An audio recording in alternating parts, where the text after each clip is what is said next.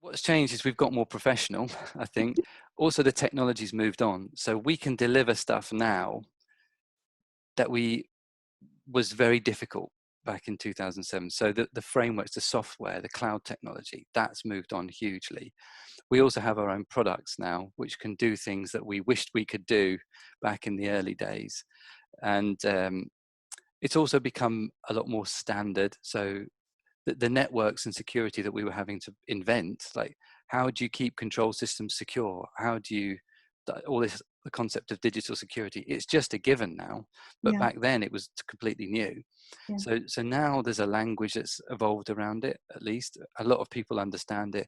There's reference architectures. So it's becoming more business as usual, but I'd say the challenges of delivering that are still there.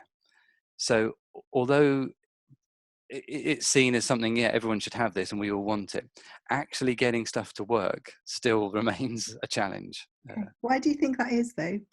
Because the assets that it's being delivered on are quite old often. A lot. So you've got two different types. You've got brownfield, they already exist, and greenfield, which is new projects. On a new project, you almost have a blank sheet of paper, but you get to design stuff in from day one, which makes your life easier later on.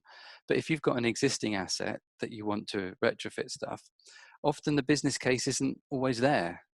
Actually going back and installing stuff on the platform is expensive. It's the bane, I think, of like any transformation type project, legacy systems. Yeah. Yeah, and also cultural change, all of those kind of things. I could imagine that at the start, because it was quite new, and though there was a demand for it, you were doing quite a lot of education around what you're offering, and maybe terminology, and the differences that the services and products you're providing could make. Probably now people are a little bit more adjusted to it, and maybe it's shifted slightly to, well, how is this going to apply for me? How is this going to work for me? I've got old systems and legacy systems and things. How is it going to improve those? How am I going to get from A to B? I could imagine that it's probably that world has shifted quite a lot now. Yes, I guess people want to add these new layers to their old assets. One of the challenges we face is not knowing exactly what's in those assets until the project kicks off.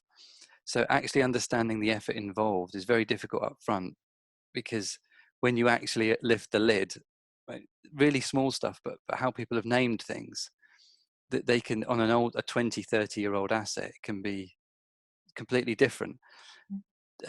Different countries have different naming standards. So just actually understanding, where does the data come from? How do we connect to it? It's everyone's different. And so I guess the team are kind of like, once they land, they're experienced, they know this. Every project is probably different, but they can take the experiences from each of the projects, and That's right. experiences that Eigen's been around for such a long time, and be able to utilize that. That's right. It's the knowledge of what's likely to be there. How should it work? How would we expect it to work? We're not coming in at this cold. We know what the equipment is. What's a compressor? What's a pump? What's a control system? What's a controller? What's a well? So you know the sort of things you're looking for, and so yeah, you can definitely hit the ground running.